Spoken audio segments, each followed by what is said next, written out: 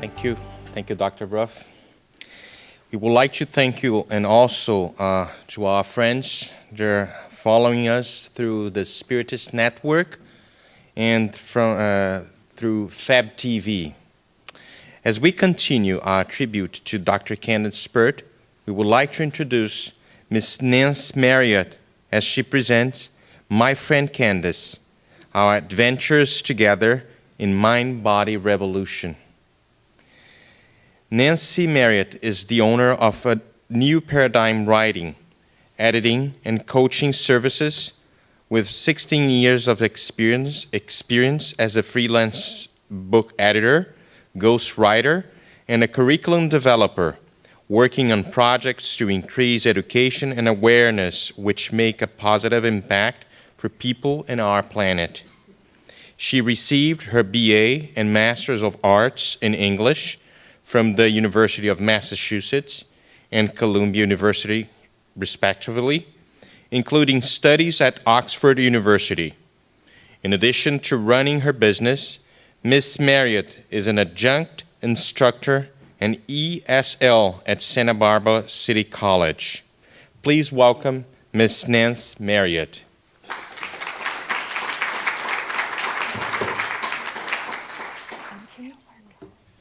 Good morning, everybody. I'm so happy to be here for this tribute to my lifelong friend, Dr. Candace Pert. She passed away 1 year ago, right around this time, and I'm just sitting in the audience listening to her husband, Dr. Ruff, Mike, and thinking she would have loved to have been here. She would have just loved everything that the Spiritist organization is up to. And I think she is here with us. I really do. I feel her presence very strongly. It's also actually a very special opportunity for me, personally, because when Candace passed away a year ago, I was unable to be at her memorial service, which was a huge event here in Washington, D.C., and many of the luminaries of the mind-body revolution were in attendance and came to pay tribute to her, including Deepak Chopra, her good friend. And when he spoke, Deepak Chopra, he attributed his success to the work she had done. And he said he wouldn't have had a career if Candace Pert hadn't put down this new paradigm of body-mind. I thought that was incredibly significant. So I'm here today to celebrate with all of you. And I'm especially grateful to tell the stories of the many adventures that Candace and I shared as friends and writers in what we called often consciousness land. There she is. So Candace Pert is known worldwide as a brilliant scientist and pioneer of pharmacological research. She's an author, a teacher, a lecturer. She, of course, wrote the book Molecules of Emotion, the scientific basis of the mind-body medicine. It was published in 1997, and I was her writer for that book. Then, together, we wrote a second book. The title is Everything You Need to Know to Feel Good, Feel God, in 2006. She also produced 2 musical guided imagery CDs, Psychosomatic Wellness, Healing Your Body-Mind, and Healing the Hurting, Shining the Light, a sample of which you'll hear after my remarks today. So called by many people the mother of mind-body revolution, she is acknowledged as the founder of the scientific field PNI, psychoneuroimmunology. So Candace was a loving wife, a devoted mother of 3, a passionate feminist, and occasionally a TV and movie personality. But most important to me was Candace was my lifelong friend.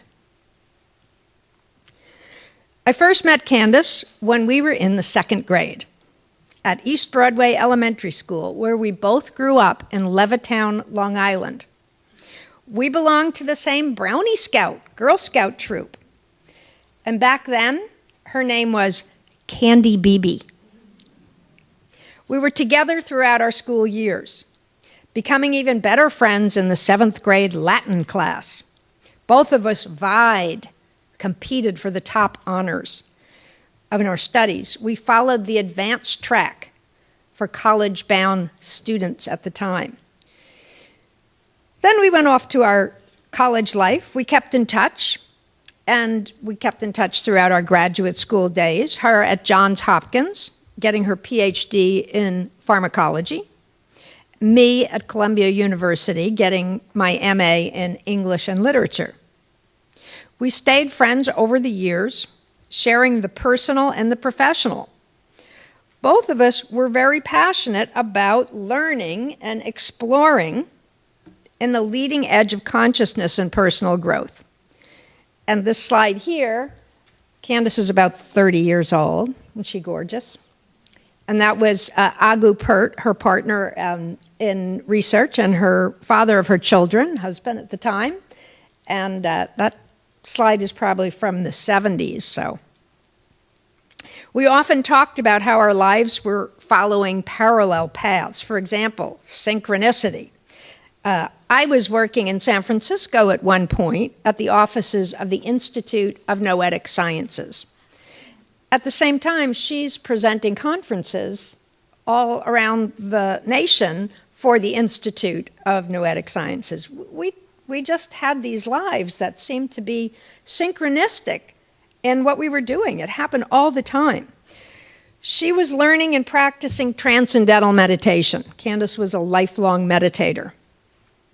Meanwhile, I had my own guru in California. So both of us were following this inward path of meditation from very early on. Candace took EST in the 1970s. She came out of the program saying, "I discovered God as the frontal cortex." I did the Landmark Forum 20 years later, but I did it. It was an offshoot of EST, and I learned to lead transformational seminars, changed my life. We had a friendship that lasted our lifetime, for her up until 2013, when she passed from this physical existence. In 1993, Candace appeared on the Bill Moyers TV program, Healing and the Mind. This was her first coming out as a scientist willing to talk about consciousness. Scientists hadn't done that before. So we'd been keeping up our connection in spite of our different paths because we had moved. Now I was living on the West Coast, and I was involved in a spiritual community. She was living on the East Coast. She was chief of brain biochemistry at the NIMH. And we talked on the phone as often as we could. But every time we would talk, even though a year might have passed, it always was like no time had passed at all. Our lives were connected, and we were like sisters. We were two eternal girlfriends. We compared notes on our marriage, our motherhood, our careers, and how they were taking us into our individual lives and separately. Or so it seemed. What was really happening, in retrospect, was we were both evolving in our consciousness, just in two very different looking worlds, East Coast and West Coast, across the Great Divide, and as we love to say, over the Rainbow Bridge. But her appearance on the Bill Moyers TV show, Healing in the Mind, that got my attention in a new way. My friend, Candy BB, who I knew like a sister, was really starting to show up in the world. And I always knew she would. She was the brightest in our high school, the teacher's pet, the star of our school stage plays, and the leading cellist in the orchestra. Candace had a theatrical, winning personality from the beginning. In her professional life, she was that rare breed of scientist who was comfortable with the media. She'd given many press interviews about her work with the opiate receptor and the discovery of endorphins in the brain and body. She liked talking to people. She loved people. And she was at home with all of her fans. She and I got back in touch when I called to congratulate her on her TV appearance. That's when we first discussed writing together, and soon we pulled together an article that got printed in the now defunct magazine, Women of Power. It was the early 90s, was a big deal. I was starting to see the importance of her research for a new paradigm of healing and how that new paradigm actually related to my own life and experience. It was about 3 years later that she called me and asked me to write her first book. I politely declined. Get yourself a real writer, I told her. You've got a bestseller. Get somebody who really knows what they're doing.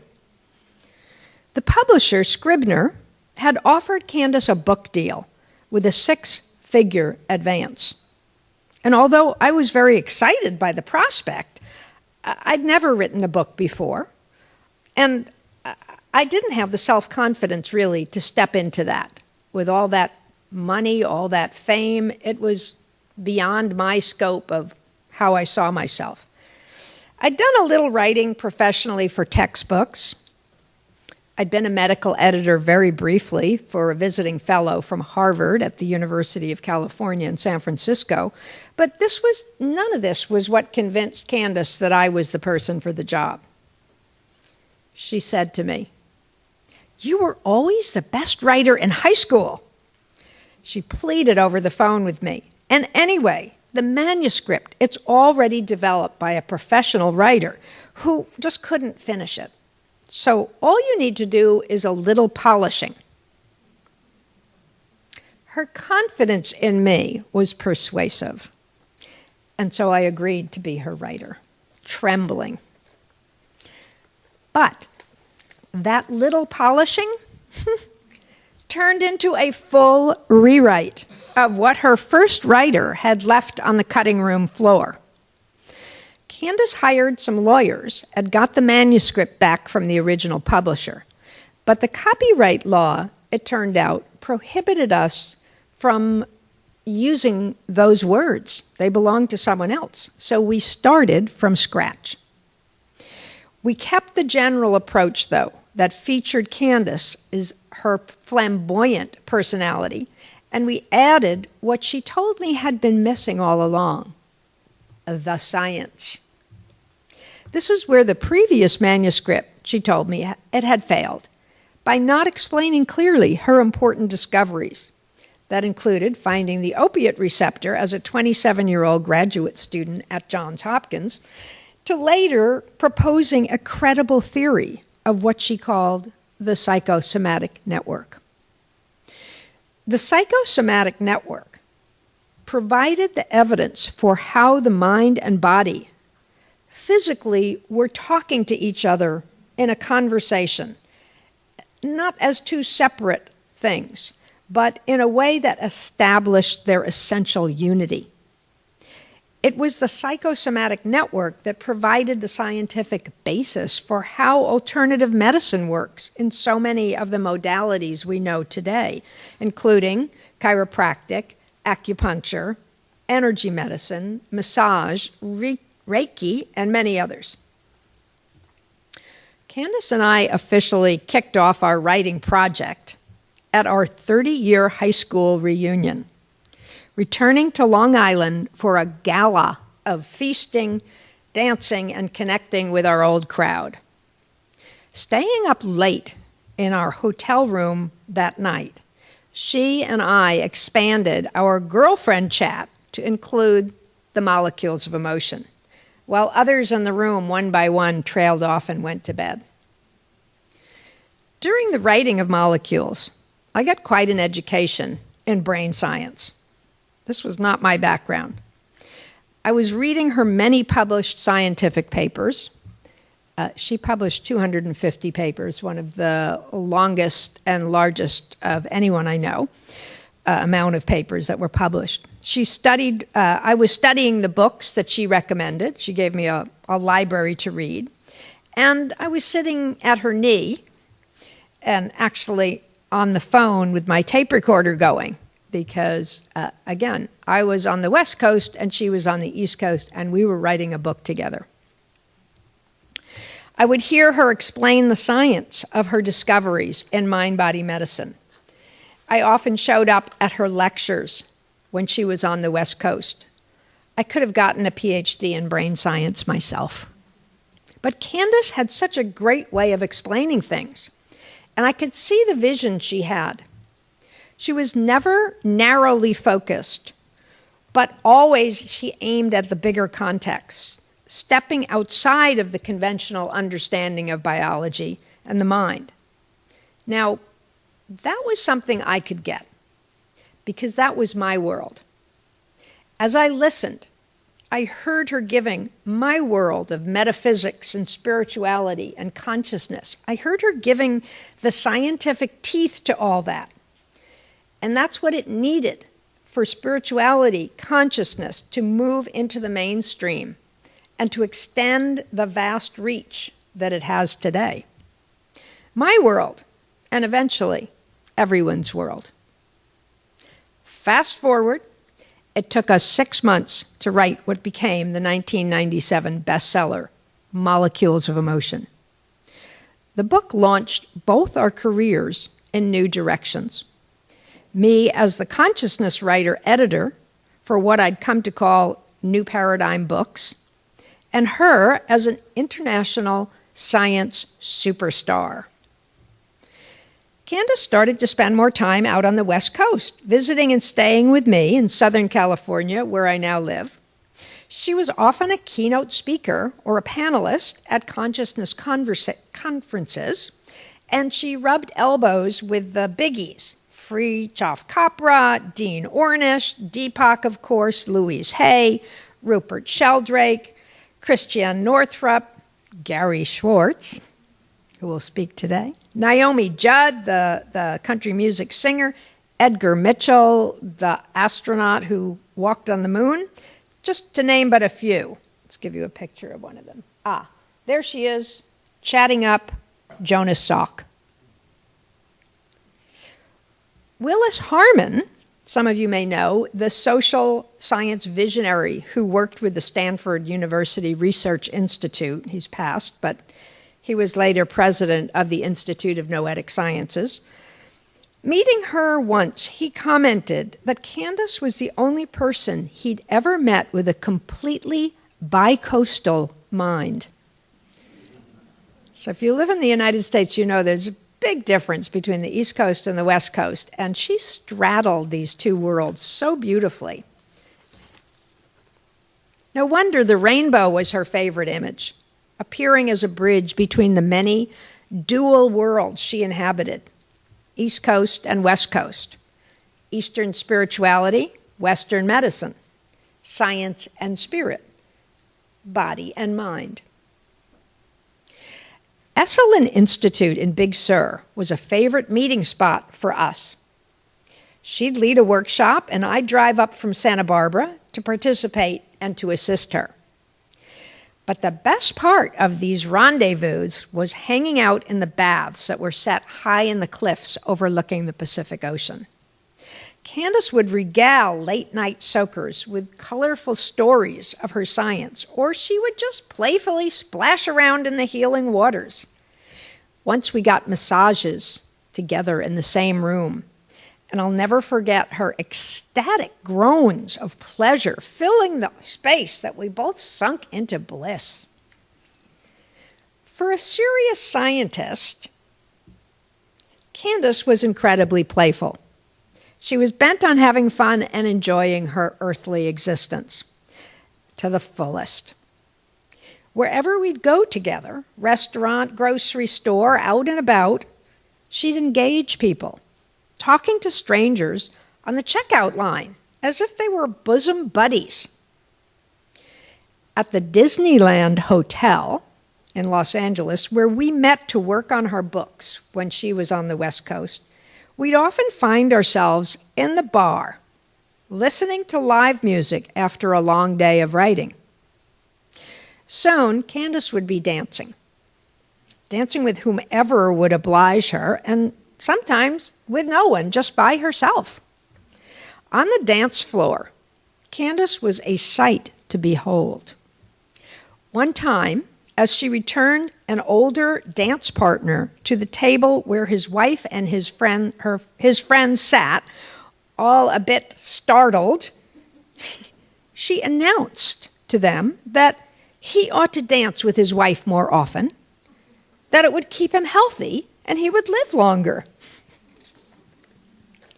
Candace loved music, and she loved to dance, ensuring that her molecules of emotion flowed freely, and those of everyone around her. At our high school reunion, the night we got started on the book, she danced everyone else under the rug, blissfully expressing her connection with all. It's one of my fondest memories. As we wrote the book, it was starting to dawn on me, wow, here is someone who really lived the science. She was living her science. Candace was open to all of her emotions, and they flowed freely, sometimes towards a negative pole if she was under stress. Woo! Sometimes, but more often, towards a kind of exultant joyousness that infected everyone around her. And the striking feature about her emotional expression as a person was it was authentic and it was pure. It was never premeditated. She was not a drama queen. She was the real deal, the real expression of real emotion.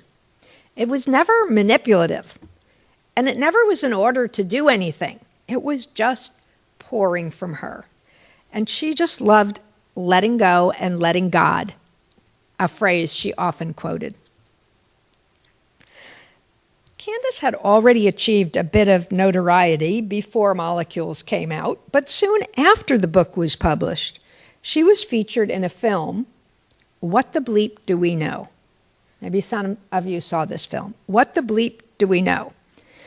This was a movie that made the connection between quantum physics, human emotions, and consciousness, giving the audiences, and it was very widely distributed all over, giving the audiences that new paradigm for understanding our life. The film was a big hit, and it took her book, Supernova. This was another expression Candace used a lot, supernova, along with her reputation for being a scientist who could not only deliver the goods and entertain huge audiences with her larger-than-life personality. As a speaker, Candace radiated her love and compassion, not just ego, although that was there too. She was human. Candace was a very spiritual person, and increasingly, she found it unbearable to avoid using the G word, God. Once at a conference in Los Angeles, where she was a part of a panel discussion on consciousness, she interrupted one of the panelists, a man named Fred Alan Wolf. He is a quantum physics theorist who'd also appeared in What the Bleep. She interrupted him by repeatedly interjecting a question. But Alan, what about the God piece? He ignored her, but she persisted. Finally, thinking she was saying the cod piece, and wondering where is she going with that, he gave her the mic. And she took the opportunity to say to the audience that she believed we couldn't leave God out of science, regardless of quantum explanations. Candace wanted scientists to talk more about God and spirit. In her second book, Everything You Need to Know to Feel Good, to Feel God, she explains her understanding of the place of God in science. I quote from her writing, "As a scientist, I believe in God with all my heart. I see God everywhere in the matrix that unites us all. We are brought together by the vibration of our molecules, organizing at the highest levels to achieve coherence and harmony. This is the demonstration of what I know as God." Her book. It was early 2005. Sorry, I couldn't get you can see the book outside also, but this is the cover. It was published by Hay House. But it was early in 2005, my birthday, actually. So it tells you what good friends we were. I drove down from Santa Barbara to meet Candace for lunch at the Hotel Santa Monica. She was giving a talk there. But when Candace was in town or on the West Coast, I was there, wherever she was. I went there, though, with a purpose this time. And the purpose was to convince her to write a second book. She was reluctant. She was immersed in her drug research with her husband, having incredible breakthroughs, and she wanted to stay in the laboratory. Our lunchtime conversation, which made her late for her presentation that afternoon, changed all of that. We agreed to write a second book and actually started doing it while the French fries were getting cold on the table. Candace's daughter, Vanessa, was with her, and she had the job of fending off the crowds that were trying to converge on us at the table. Candace was a very popular speaker. Candace agreed finally to write a second book, she told me, because she wanted to come out as a scientist who believed in God and without losing any of her mainstream credibility. It was a bold intention, and she never wavered. Everything You Need to Know to Feel Good, Feel God was conceived that afternoon. This time our book together would be co-authored, yours truly not only being the ghostwriter, but an acknowledged author and even a character in the book. It became the story of how two friends shared more incredible adventures in consciousness land and survived to write about it. There we are. We're holding up Molecules of Emotion. This was my last meeting with Candace in November of 2012 when she was a speaker at a conference that was about energy medicine. And we hung out, and someone snapped a picture of us holding up our first book. I've often thought of writing a script for a movie about my friend Candace Pert. Not just a documentary about the facts, but a big screen production, a Hollywood-sized drama to capture her exciting and inspiring life and science. Oh, should I do it? I'm going to do it. For Candace, her life and the science she did, they were intertwined. They were one. It wasn't that her work was her life, as it can be for many career professionals. No, she lived her work, and her work followed from her experience in life. Candace Pert sought the truth, not a narrow truth. Numbers and stats and proofs, they were important to her. But it was the greater truth she sought, which was to bring the world of the non-physical, consciousness and emotions and spirit, to bring that into the physical, where it could be revealed and studied and validated. She used science to do that. This approach led to her discoveries, and you can read in Molecules of Emotion how her compassion for AIDS sufferers and her mystical experiences on top of a mountain on the island of Maui inspired her to devote her life to finding a cure for AIDS and other diseases, the work you heard Dr. Ruff talk about today. And you may have seen the movie Dallas Buyers Club with Matthew McConaughey.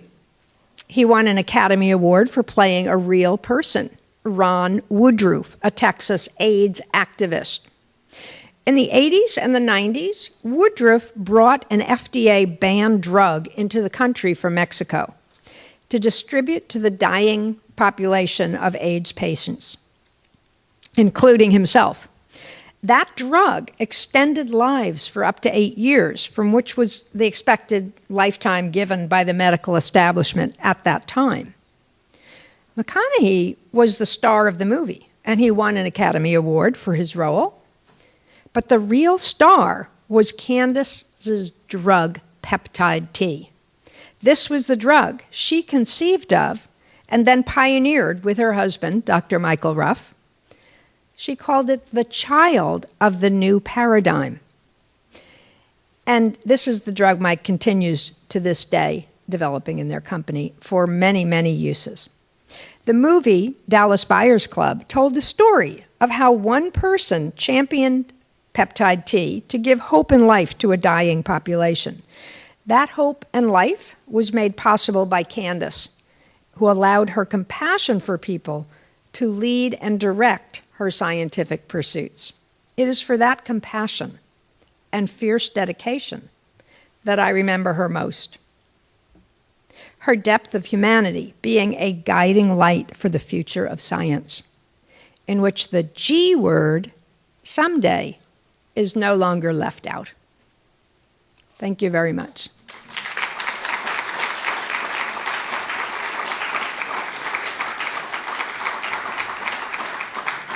Thank you.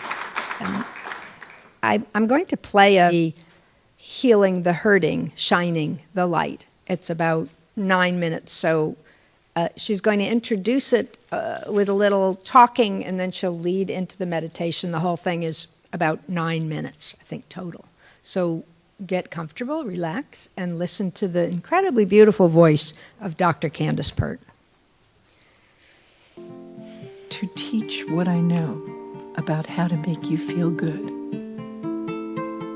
I call it new paradigm physiology because it respects the facts of science with the latest thinking that I've learned from exposure to some of the most avant-garde healers in the world. Just like our computers can run several programs at once, our bodies have a lot going on at any given moment. We are only aware of one little part of what is going on in our body at any given moment. What we are conscious of is a tiny piece of what's going on in our body-minds. I use the word body-minds because there's really no difference between the body and the mind. The same molecules that run every system of our bodies. They run our digestion, they run our breathing, they run our disease-fighting immune system. They are the basis of our emotions, our feelings, and even what we remember and believe at any given moment. The patterns of our many subconscious minds are dynamic and ever-changing. Our cells, the tiny units that make up our bodies, are constantly being born, moving, changing, dying, and being replaced. Even our brain is constantly being renewed by cells that are born deep in our bones. We are changing all the time, like the changing colors of a flickering flame fueled by swirls of different gases. We are a constant work in progress. Every level of our body can operate independently, a separate flame being fueled by new cells swirling in from distant parts. In one of the great mysteries of the universe, this ongoing, orderly healing and renewal is perfectly guided so that sudden transformation, dynamic shift, is always possible when it is needed. Some ancient people imagine wheels of spinning colors at different levels of our bodies. These wheels are located along the central axis of our body, where neuroscientists today know that our spinal cord runs to join the top of our neck with sprouts of nerves branching off at every level, heading to every organ in our body. There is no pain in our body. only sensations that our body tries to send to our brain to get the focused attention it needs for repair. It's good to look at the pain, which is, after all, only a hallucination of our brain. It's good to look at the pain, to study it, bring light to it, and thus heal it. I am breathing red light into my body, just where it is needed. I am breathing orange light into my body, just where it is needed. I'm bringing green light into my body, just where it is needed. I'm bringing sky blue light into my body, just where it is needed. I'm bringing indigo light into my body, just where it is needed. I'm bringing violet light into my body, just where it is needed. I'm bringing pearly white light into my body, just where it is needed.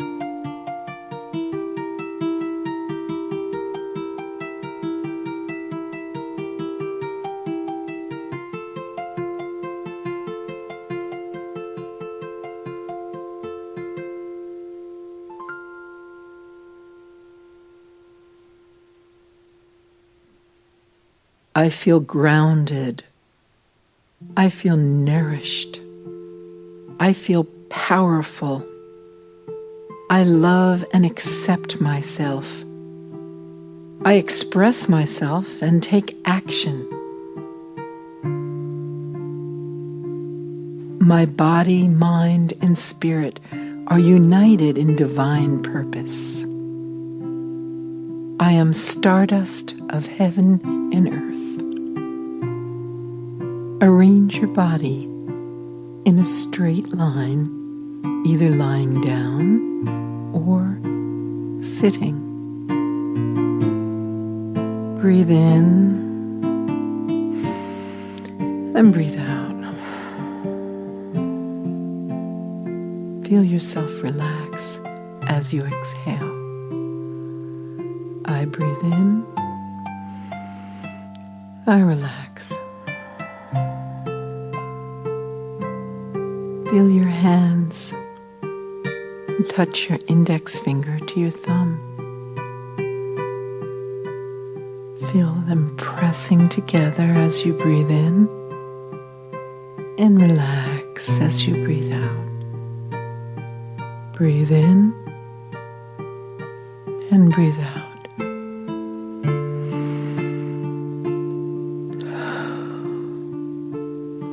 Relax.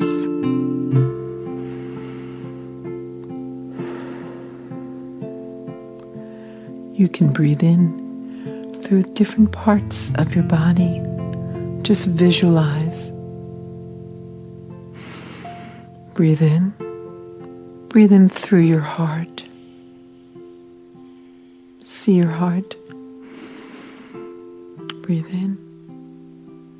Breathe out. You may now rest your hands lightly on your belly or your heart, or wherever it feels most comfortable. Breathe in, breathe out, relax. Every time you exhale, relax more deeply. Feel your hands rise as you inhale and fall as you exhale. Breathe in, breathe out. Breathe in the oxygen that you need. Breathe out the CO2 and waste products that you need to get rid of. Relax. I breathe in. I breathe out. Breathe deeply. Relax. Your eyes are now closed. but you can still see your breath rising, falling like a wave in the distance. If you sleep, that's okay.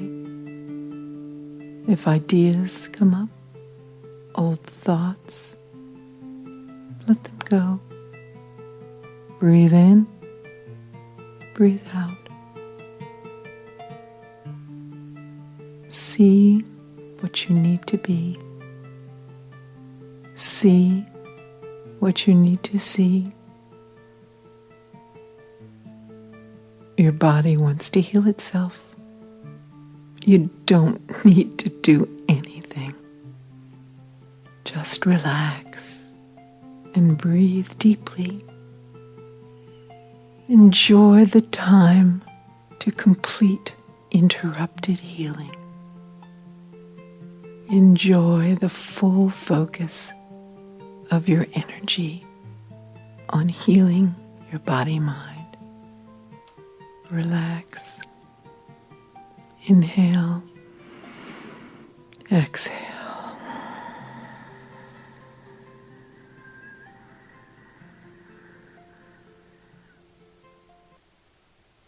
To teach what I know about how to make you feel good. The tape is beginning again. I call it new paradigm physiology because it... Thank you. Thank you, everybody.